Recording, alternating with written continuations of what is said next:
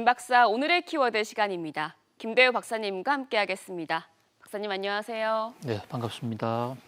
네, 오늘 5개 키워드 준비되어 있습니다. 첫 번째 키워드부터 함께 보시죠. 오늘 첫 키워드 CPI 8.5%입니다.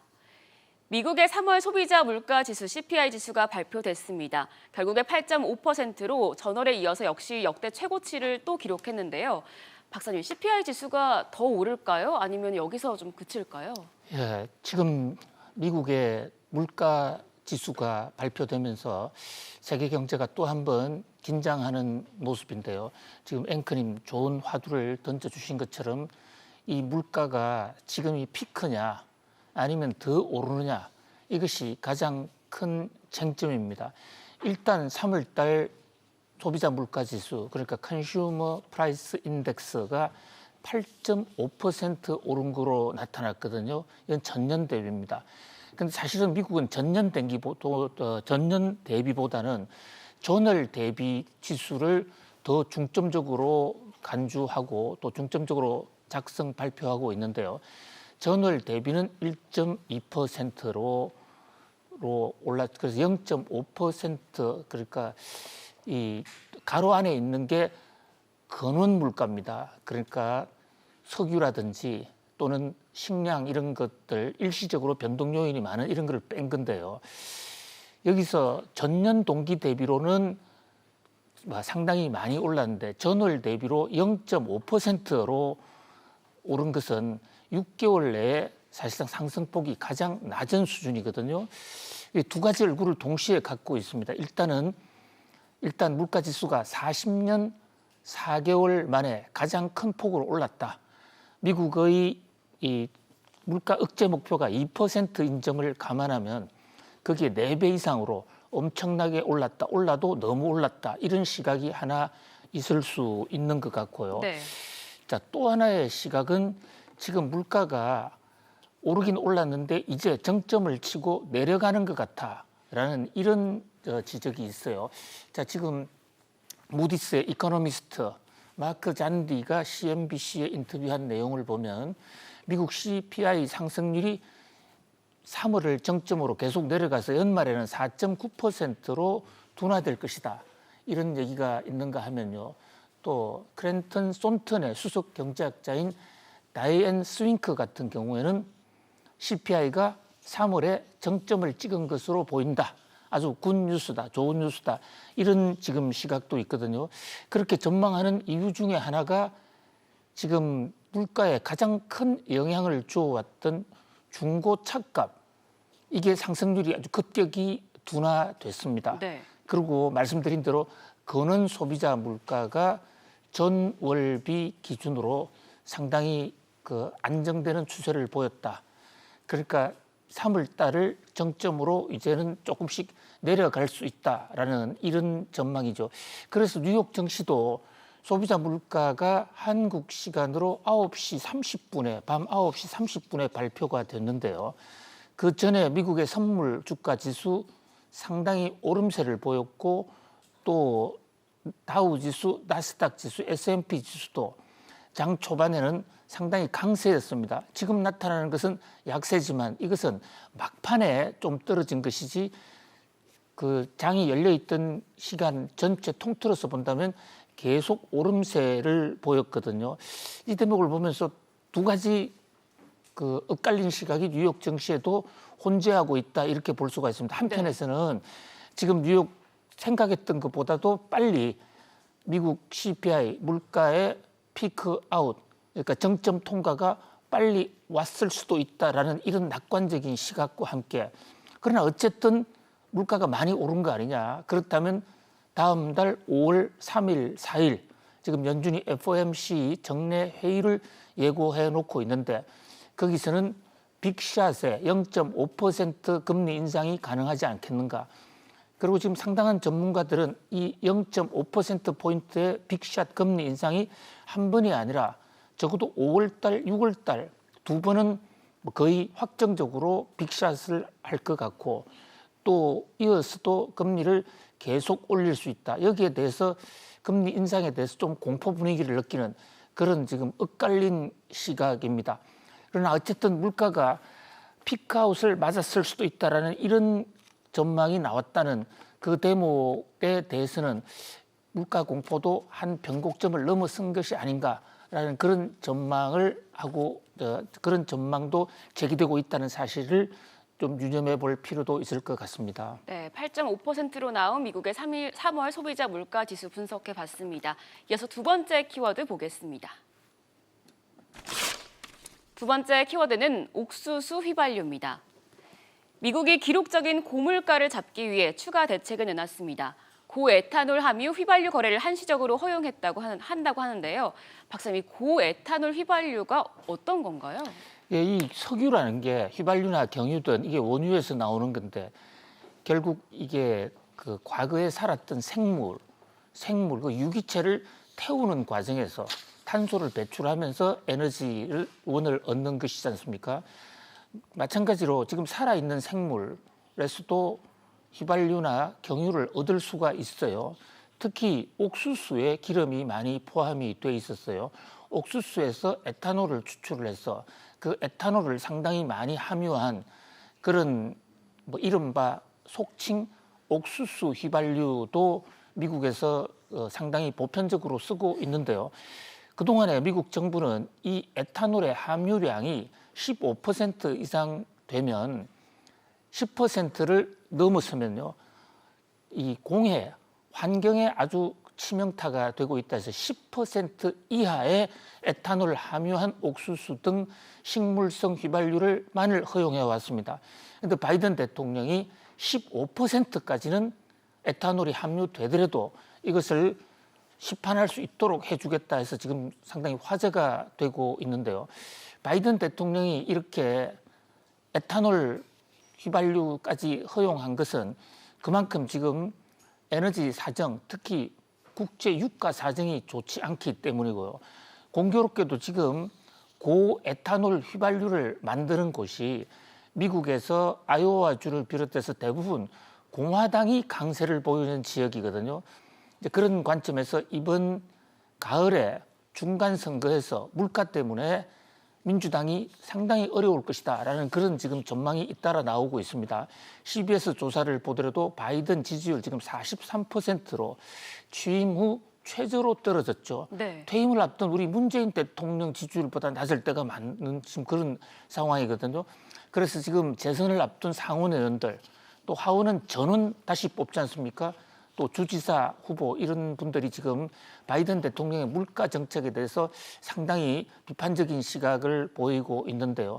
이를 이제 의식했던 탓인지는 몰라도 백악관 대변인이 최근의 물가 상승은 미국 탓이 아니라 푸틴 대통령 탓이다라는 그런 성명까지 발표했습니다.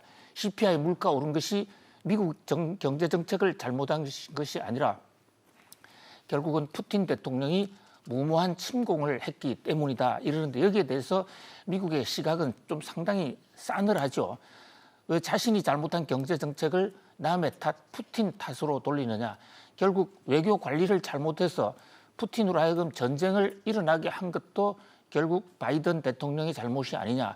지금 존 사키 대변인의 말씀을 좀 화면에 좀 올려주시면 좋겠는데요. 이게 지금 오늘 아침에도 미국 뉴스에 대대적으로 지금 보도가 되고 있거든요. 네. 자, 사키 대변인의 주장에 따르면 CPI가 오른 것. 자, 지금 사키 대변인 얼굴이 나오고 있는데요. 3월 CPI 인플레이션은 러시아의 부당한 침공으로 인한 석유나 가스 비용 때문이다 이럽니다. 그런데 그동안에 이 정치와 경제 상관관계 지수를 보면요. 성장률을 잘 관리해서 정치에 미친 영향 이것은 상당히 시간이 오래 걸려요. 그런데 물가는 바로 한 정부의 운명을 좌우하기도 하거든요. 그래서 경제학자들은 흔히 속설로 성장률 지표가 좋아지는 것은 보약이나 어떤 보신 음식을 먹는 것과 같아. 반면에 물가는 잘못 관리하면 바로 국민들이 죽어나가고 또 정권이 무너진다 해서 물가를 생명선이라고까지도 얘기합니다. 지금 미국의 물가 관리 때문에 바이든 대통령이 그야말로 정치적 운명이 흔들흔들하는 그런 상황이 됐습니다. 바이든 대통령으로서는 이제 남은 선거 기간까지 물가 안정 관리에 최선 아주 역점공을 들일 것으로 보입니다. 네, 계속해서 세 번째 키워드 보겠습니다. 세 번째 키워드는 프랑스 대선입니다. 이달 24일 프랑스 대통령 선거가 펼쳐집니다. 마크롱 대통령이 재선에 도전을 했고 상대는 마린 르펜이라는 극우파 후보인데 지금 접전이 예상된다고 하죠. 프랑스가 대통령 선거를 했는데 1차 선거에서 과반수가 없었습니다. 그러다 보니까 선거를 한 번 더 하는 것이죠. 그래서 이걸 이제 결선 투표라고 그러는데 4월 24일 날 결선 투표를 합니다. 공교롭게도 우리 박근혜 대통령의 국정농단 사건 때문에 프랑스와 한국의 대통령 일정이 비슷하게 시간이 조정이 되어버렸습니다. 프랑스도 대통령 임기가 5년이지 않습니까? 문재인 대통령 취임할 당시에 바로 프랑스의 마크론 대통령이 나왔었는데 임기가 다 돼서 지금 르펜과 치열한 접전을 벌이고 있습니다. 그런데 이것이 우리 경제나 세계에 상당히 영향을 주는 것이요. 지금 누가 당선되느냐에 따라서 세계 경제에도 큰 영향을 줄 수 있다 이런 것입니다. 지금 마크롱 후보는 잘 알다시피 중도죠. 원래 우파에 있다가 중도로 돌아선 사람이고 경제산업부 장관도 했는데 5년 전에는 압도적 지지 66%를 얻어서 르펜을 이겼습니다만은 네. 지금 르펜과 다시 5년 만에 리턴 매치를 하는 거죠. 그런데 이 르펜 후보는 아주 극우 후보입니다. 극우라는 게 프랑스 민족주의, 프랑스 위주로 살아야 되겠다라는 이런 얘기인데 여기서 르펜이 지금 지지율이 높아지게 된 가장 핵심적인 요인이 바로 푸틴 때문이라는 것이죠. 네. 푸틴이 전쟁을 일으키면서 경제가 어려워졌지 않습니까? 그 대목을 지금 집중적으로 치고 나가고 있는 것입니다. 그래서 르펜이 대통령에 당선되면 경제 제재 풀겠다. 그래서 경제 안정을 기하겠다. 뭐 그 밖에도 프랑스가 유럽연합에서 탈퇴하겠다. 이런 등등의 또 심지어는 나토 탈퇴까지를 얘기하고 있거든요. 결국 이 푸틴의 이 우크라이나 침공이 전 세계적인 경제 제재, 경제난을 몰고 오면서 프랑스의 극우 후보가 당선될지도 모른다 하는 그런 어떤 위기감이 째깍째깍 다가오고 있습니다. 네, 24일 치러질 프랑스 대선 결선 투표 결과 지켜보셔야겠습니다. 이어서 네 번째 키워드도 보겠습니다. 다음 키워드는 사회보험료 폭탄입니다. 사회보험료 국민 부담이 4년 만에 33조 원 넘게 증가했습니다. 박사님, 그래서 이 부담 증가 속도가 너무 빠르다는 지적까지 나오고 있어요. 네, 경영자 총연합회 경총의 보고서인데요. 사회보험료 증가 속도가 굉장히 빠르다. 현재 문재인 정부 출범 이후에 33조 원이나 증가했다. 증가율로도 상당히 높고 특히 경총의 보고에 따르면 현재 우리 사회가 사회보험료로 내는 돈과 그것을 거기다 정부 부담금을 합쳐서 거기다가 GDP로 나눈 이 사회보험금 지지율을 보면 지금 OECD 최고다라는 얘기가 나오고 있거든요. 네. 자, 지금 사회보험료 납부액을 보면 2016년에 104조였던 것이 2020년에 138조, 32.4% 늘어났습니다. 이것은 2021년에는 훨씬 더 늘어났을 것으로 보이는데요. 사회보험료라는 게 한마디로 여기에는 세금은 아니지만 일반 국민들이 내지 않을 수 없는 그런 사실상 강제된 사회보장 요금이다 이렇게 볼 수가 있는데요. 이를테면 국민연금이라든지 건강보험료, 고용보험 또는 요양보험 이런 것들이 그 5개가 지금 포함되어 있는 건데요. 우리 사회의 안전망을 강화하기 위해서 사회 보장을 늘리는 것도 상당히 중요하겠지만은 자, 지금 인구가 계속 줄여져 가고 있는데 보험료 수요가 계속 많으면 결국 1인당 보험료는 결국 훨씬 더 늘어나야 되는 것이 아닌가. 그래서 경총이 새 정부에 대해서 대책을 마련을 촉구하고 나섰는데 한번 지켜볼 필요 있을 것 같습니다. 네, 4월 13일 수요일입니다. 오늘의 마지막 키워드까지 함께 보시죠. 오늘 마지막 키워드 5만 원권 실종입니다. 5만 원이 좀처럼 돌아오지 않고 있다고 합니다. 5장이 발행되면 그중에 1장 정도 회수가 되고 있다는데 박사님 5만 원권 다 어디로 갔을까요? 신사임당 신드롬이라고 그럴까요? 신사임당에 한번 들어오면 절대 놓지 않겠다라는 이런 어떤 신사임당 애정 현상인지도 모르겠습니다. 예. 5만 원권의 신사임당이 들어가 있는데요. 한번 들어오면 다시 내놓지 않고 집에 보관하는 그런 경우가 많은 것으로 보이기도 하고요. 또 한편으로는 지난번 대장동 사건 일어났을 당시에도 5만 원 사건이 갑자기 그 시중에서 사라지는 일이 있었거든요. 어떤 부정부패 사건이나 또는 어떤 독직 사건에 연루됐을 수도 있다. 뭐 그런 면에서 좀 관계 당국의 주목해서 볼 필요가 있을 것 같고요. 아울러 우리 사회에 근본적으로 5만 원권 수요가 필요 없어지도록 가계수표 제도를 활성화한다든지 또는 그 돈 관리에 어떤 새로운 어떤 혁명적 변화가 필요한 것이 아닌가 그런 생각도 해봅니다. 네, 오늘도 김대우 박사님과 함께 5개 이슈 알아봤습니다. 오늘의 키워드 CPI 8.5%, 옥수수 휘발유, 프랑스 대선, 사회보험료 폭탄, 5만 원권 실종이었습니다.